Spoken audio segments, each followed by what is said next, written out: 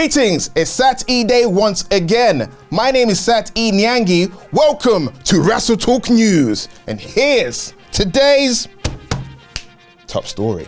Given the magnitude of CM Punk's return, as well as Randy Orton's on the same night at Survivor Series, I'd say any more big returns will be straight up greedy. But there is one other big name still out there to fancy at WWE. Mercedes Mone, anyone?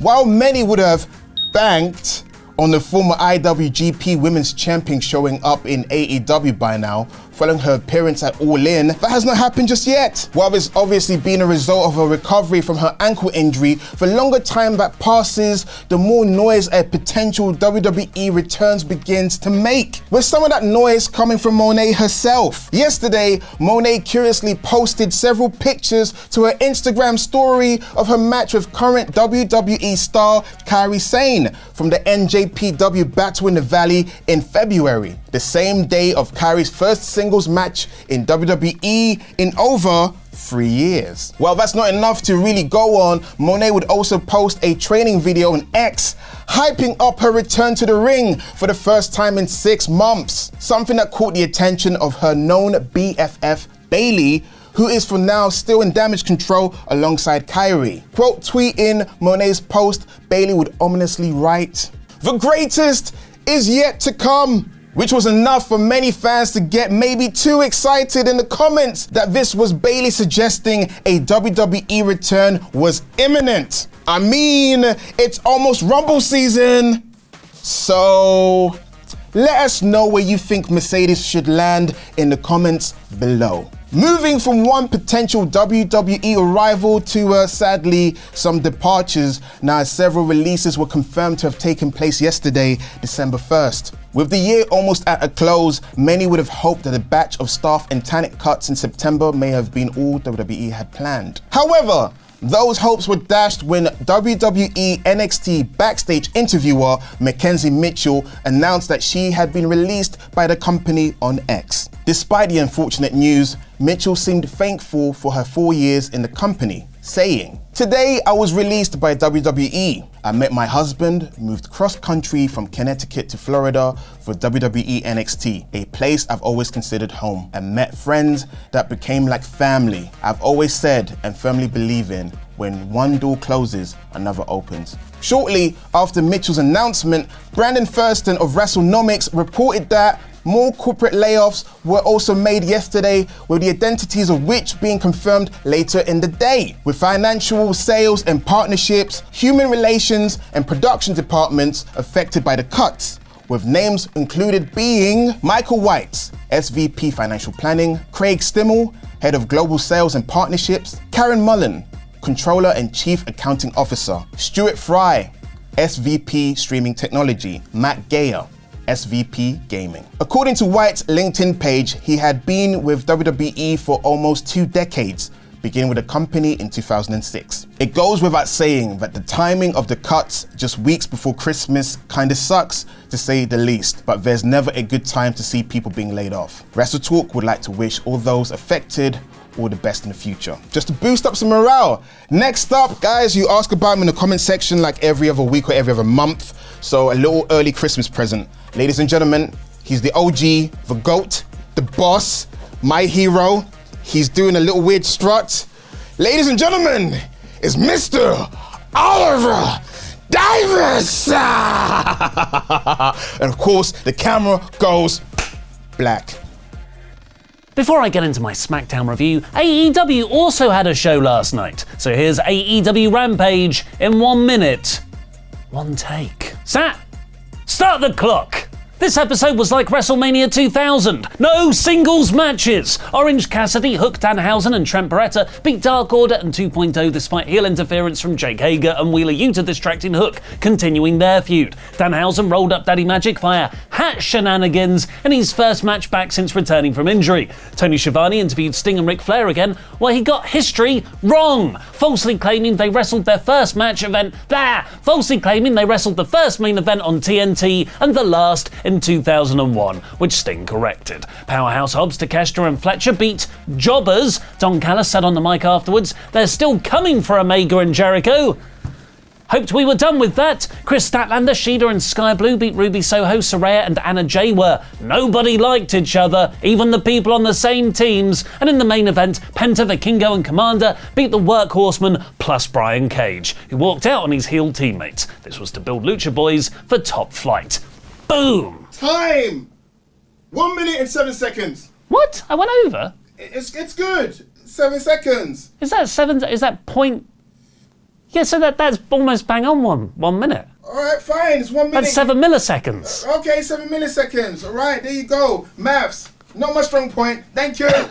Now it's time for my review of the post-Survivor Series episode of SmackDown in about 5 minutes. The overarching narrative for this show was Nick Aldis and Adam Pearce both trying to sign the biggest free agent in wrestling to their brand, which wasn't CM Punk. It was Randy Orton.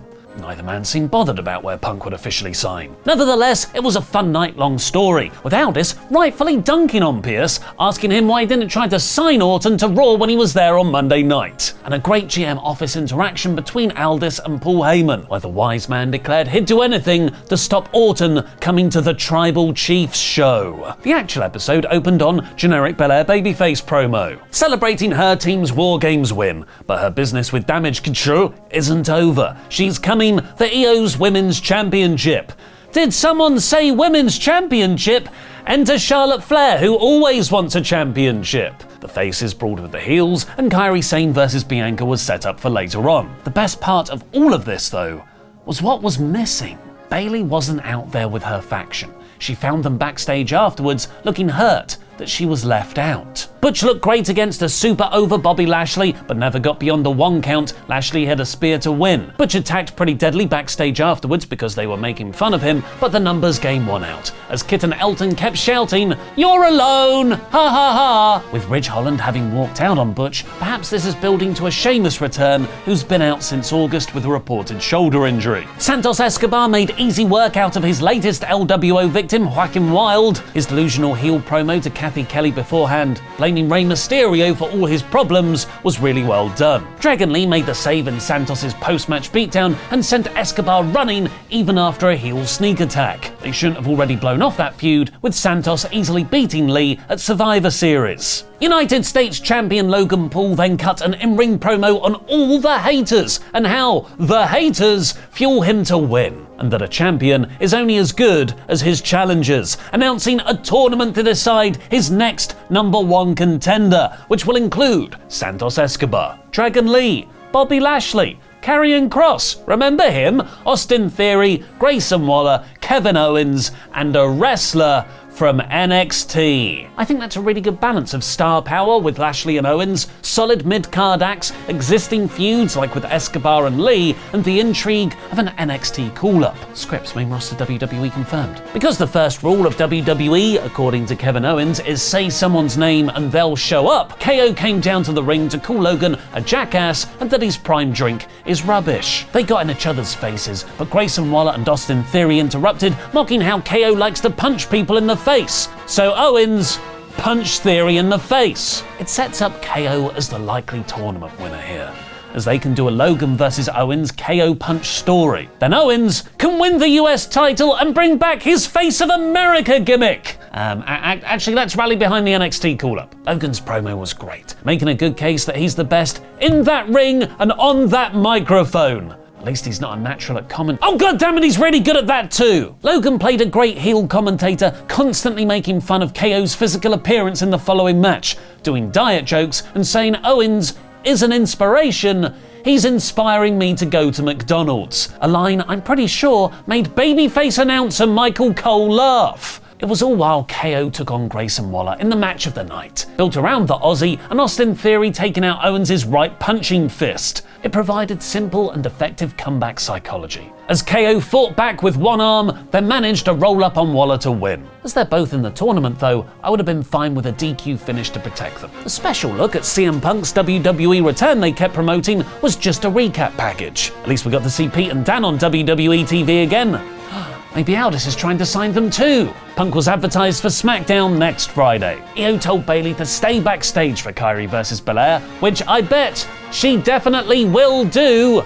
The babyface and heel backups were quickly ejected from ringside, meaning Bayley tried to help right at the end, but it led to Kairi getting hit with a KOD to lose. This was a bit of a clunky, awkward match, but it neatly continued Bayley's slow firing from Damage Control. And the main event saw Randy Orton make his return to SmackDown from outer, after being advertised, the whole night. Pierce offered him the winner of Seth vs. Jay for a World Consolation Weight title shot. Aldis said he'd give him the men who took him out, the bloodline. And just to get over that World Heavyweight Championship's importance, Randy chose SmackDown super easily. Barely an inconvenience. Heyman sent Solo Sikoa and Jimmy Uso down to stop him joining SmackDown, but LA Knight got a huge reaction as he made the save, brawling with Solo to the back. And Jimmy sold Orton's RKO for 10 minutes afterwards, with fan footage showing him still knocked out in the ring as Seth Rollins' music hit for the dark match main event. After being annoyed at how weak Jimmy's been booked, I'm actually coming around to his goofy character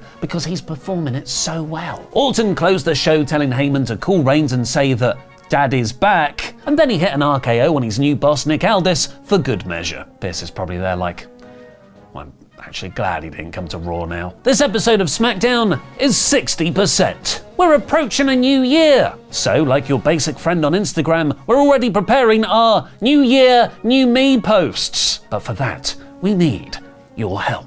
We want to start making more special, exclusive videos for our Patreon in 2024, so we're asking you, which series do you want special, exclusive episodes of? Monday Night War, Survival Series, 3 count, more? Click the link at the top of the video description below and let us know. It only takes a minute, girl. It takes a minute now to fill out a survey, Now go find out WWE's shocking dream match plans for CM Punk by clicking the video right there.